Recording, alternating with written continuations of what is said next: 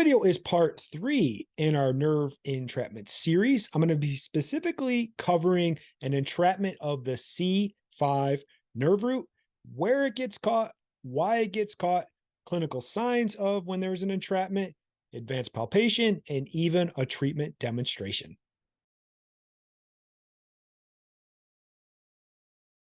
For those of you that don't know me, my name is Dr. Matt Maggio. I am a soft tissue injury treatment expert, specifically for neck, shoulder, elbow, and wrist pain.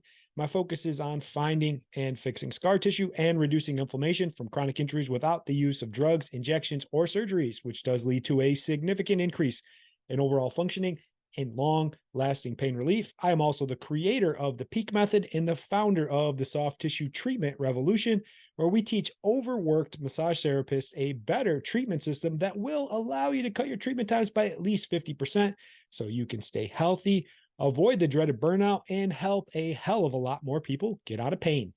As I said in the intro, this is going to be part 3 in our nerve entrapment series. If you haven't watched part 2 or part 1, I'll link it up top here on YouTube. And if you're consuming this anywhere else, maybe LinkedIn or Facebook, it'll be down in the comment section below. But I really want to dive into nerve entrapments and what happens. Specifically on this one, I'm going to be covering the C4-C5 nerve root and basically what comes out in that nerve root. I'm talking about on the side of the neck is going to be the C5 nerve root. Now it goes between the C4 and the C5 vertebrae, and nerve entrapments can cause a lot of issues. I've been covering those over the past couple trainings in this series as well. But if you can see down here on the diagram, that C5, that's a lot where that pain referral is going to happen. So a lot of times when a nerve is getting entrapped or stuck, it can refer pain down to a different area. That's why you take a thorough history, ask exactly what's going on, and don't just assume because it hurts somewhere that that must be the problem. We're always trying to think critically and collect data. And another thing I get from people as well is they don't understand how the nerves kind of line up. So basically, whatever the lower vertebrae is, so say it's C5, the C5 nerve root comes out just above that. And that's what you'll start to see as well. We're going to go into further training where we actually go into C8. And a lot of people say, oh, there's no C8. Yes, there is, dummy. There's actually a C8. It goes above the C7 one. I'm sorry, above the T1 one. See there, I'm being a dummy as well. So let's dive into the training a little bit more. So what is the function of the C5 nerve? First, it's sensory for the neck, shoulder, and upper back, essentially what we showed on this diagram as well. It controls all of there and in there as well. It's the sensory part of that. It's also the motor for the deltoid and the bicep. So basically think of the bicep reaction or the movement as when you're flexing your bicep. That's the elbow flexion from where we see. Where the pain occurs, the lateral arm, the neck, and into the shoulder, like we showed in that diagram before. So where does the C5 nerve root get stuck? It actually gets stuck in between the scalene. So there's 3 groups of the scalene muscles. You have the anterior, the middle, and the posterior, and then the nerves come out and can get stuck in anywhere of those areas. Where I tend to find the most common entrapments of the nerve roots is going to be between the middle and the posterior scalene, not as much on the anterior side of that, especially if people are getting pain down the arm, into the neck, into the shoulder. I'm thinking more of a posterior between the middle entrapment there of the nerve root at those scalenes. So why does it get stuck? Same thing I've been covering in all the trainings: poor and sustained posture. Scar tissue forms over time. So we spend way too much time looking down, being stressed, sitting at a desk, not moving enough, get that scar tissue. Scar tissue gets in the muscle because there's not enough blood flow and oxygen, gets bigger and bigger and bigger. Eventually it gets stuck to the nerve. When it gets stuck to the nerve, we get numbness, aching, burning, tension, problems down the distribution of the arm. Everything is in there as well.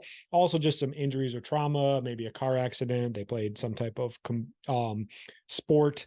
Maybe they fell on their head. I don't know, something like that. And then injuries from past surgeries as well. When they go in there and cut away at some things, they can hit those nerves and hit those nerve roots, and they can cause some big problems.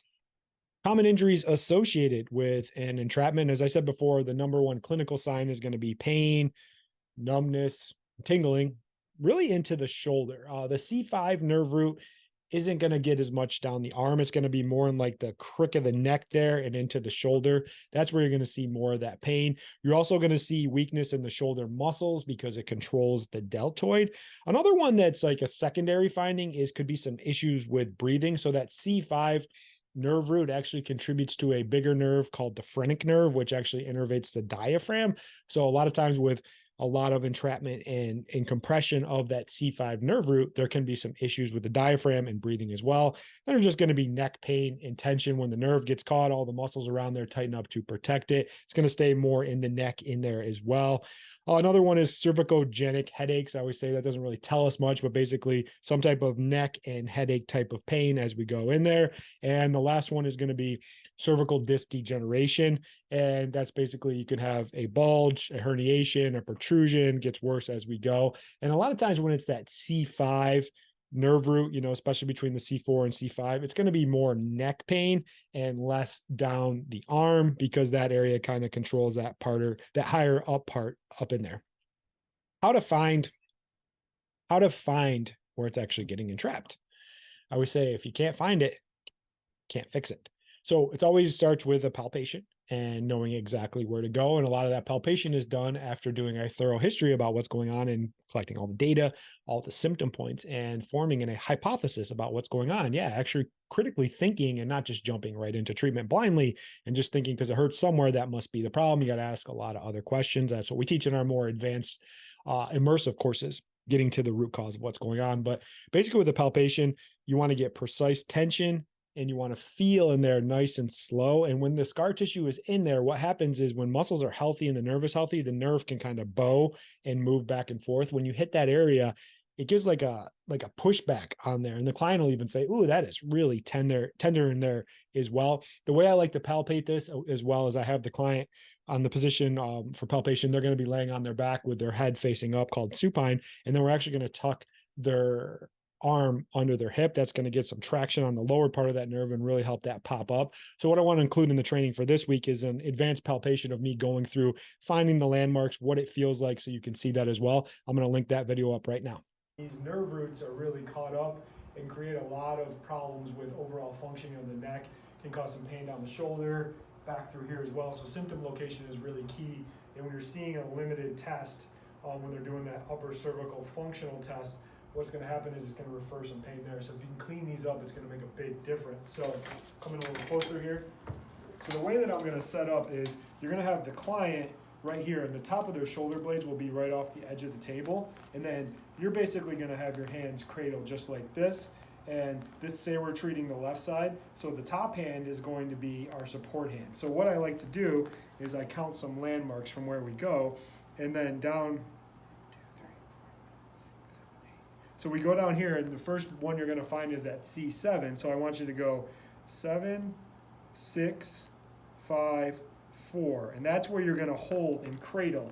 And it's going to go just like this. And then you're going to bring the other hand around just like that. And then everything is going to be nice and supported. And you're going to be able to fulcrum and open that up. Because what we're treating in here is these nerve roots, and the scalenes go over top. So this will really help you with the palpation. So we're going to create a fulcrum. You see how my hands are here, and what you're going to do is open it up just like that. You have a little bit of tension, and we're going to go in and feel on each one of these nerve roots, and we're going to find the area that's the least compressible because that's where that scar tissue is. So what you're going to do is sink in and see what you feel. So first you'll have the C5, C6, then you'll have C6, C7, and then C7, C8. Those are the three that you're going to work in there. So when you find the one that compresses the least, that's where you're going to want to treat. So a big thing in the video and what you see is just slowing down, not being in a rush, really feeling the tissue, seeing if it bows, where it bows, using the landmarks to find the problem, and then you can isolate it correctly because, like I said, if you can't find it, you can't fix it. Now, everybody's favorite part, how to effectively treat it. And I put this in all caps this week. Slow, precise, and focused. These nerves are very sensitive.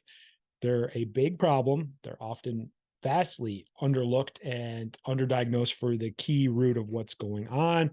And most people just beat the living hell out of them, and you don't want to beat the living hell out of them. So what I'm going to include next is a treatment demonstration using my treatment called manual scar tissue treatment, specifically to these nerve roots after we've done the advanced palpation. So I'm going to link that up right now. The way the treatment is going to work, you're going to be in just like this.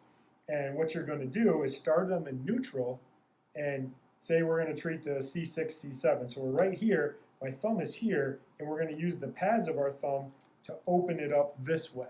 That's going to allow us to get in there. We're going to be nice and relaxed. And then the first thing we're going to do is we're going to get some depth with a pec push into there. And then we're going to come out just a little bit. Normally we come out 10 to 20% when we're treating just scar tissue, but since this nerve is here and it's deep, we're only going to come out 5%. Now the next thing you're going to do is you're going to get your tension with a body lean like that. You're going to get right over top of that.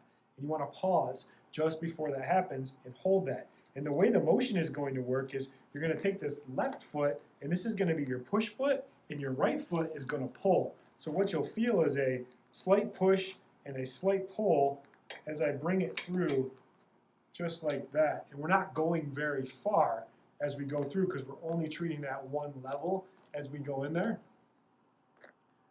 And only treating that one level as we go in there. So this is actually going to be what's called that internal slide. So when you set it up just like this, you're here, your depth comes with your pec push, your tension comes with your body, and you're going to push with that left foot and pull with that right, and you're going to force that to roll over your thumb, but you're not going to move your thumb, and it's going to come from there. So I'm going to show what it looks like on an actual client. So once again, positioning, you're going to have them come to the edge of the table, just like that. One more scoot back. So their shoulders are here and your head's going to be cradled in here. First step you always want to do is have them tuck their hands under their butt. It's going to help everything relax. So say we're treating that left side like we said. This right hand is going to be there. We're going to go in and count. We're going to have C7, C6, C5, C4. I'm going to create that knife edge and just hold there and see how it's nice and supported there. From there, and now the next one we're going to go in and we're going to start to palpate those different regions. So we want to use this thumb as a fulcrum to open it up as we're palpating. And we're going to sink in first, and that's 5, 6. Let's push with that pec and see, is that compressing or not? Then work our way down. That's 6, 7. And then we're going to go 7, 8. In whichever area feels like it's not compressing enough, that's where that scar tissue is. So let's say this one's at C6, C7. I'm going to start here nice and neutral. My arms are nice and relaxed on my side. And what I'm going to do is take this right hand and push it into my left. That allows my thumb to sink in there nice and easy. Then what's going to happen is I'm going to get some depth by pushing with my pec, and my tension is going to be that body lean. I'm going to be nice and loaded, and as we said, I'm going to push with this left leg and pull with the right. And we're going to go nice and easy, and I'm going to keep that pressure and that tension and let that slide over my finger. I'm not sliding my finger, I'm letting it come to me because that is internal slide, not external slide. So the key is palpate it under tension. Once it's there, you're going to fulcrum that in, nice and relaxed, and you're going to get that pec push for your depth and a body lead for the tension. And then you're going to push with this left and pull with that right and have it go through just like that. Couple take homes just from watching that video and that treatment demonstration. You got to get proper depth, then back out, then tension, and you must feel the tissue slide. So basically what you're doing is you're going in there, you're holding that nerve root back, and you're forcing that scaling to free up from it. So I get a lot of novice practitioners. I call you novice because you're kind of being a jackass, and they go, oh yeah, I've seen that before. That's just pin and stretch. No, it's not. Pin and stretch means you're just holding the shit down and yanking it through. It hurts like hell. It ain't doing anything. This is not pin and stretch. This is a focused, detailed, and effective treatment. Another thing you want to do when you're treating this area, when you find that nerve root, is you don't want to do any more than 3 to 5 treatment passes. Because if you over-treat the nerve, you beat the living hell out of it, it's going to be really sore. It's going to create a lot of inflammation, and it's actually not going to heal. I always say treatment is like a medication. You want to give enough to be correct, but you don't want to over-treat it as well. And we start treating the nerves, we want to tread lightly, because if we over-treat it, they're going to tighten up and we're going to lose all of our progress. That's all I got for this week's training. Be sure to check the other ones that have been coming out and will come out. And lastly, just share some insights in the comment sections or wherever you're consuming this information, any epiphanies that you might have had. It really helps me help getting people thinking critically, figuring out problems, and getting on that path from not providing a service, but providing a solution. Appreciate you guys watching, and I'll see you on the next one. Bye.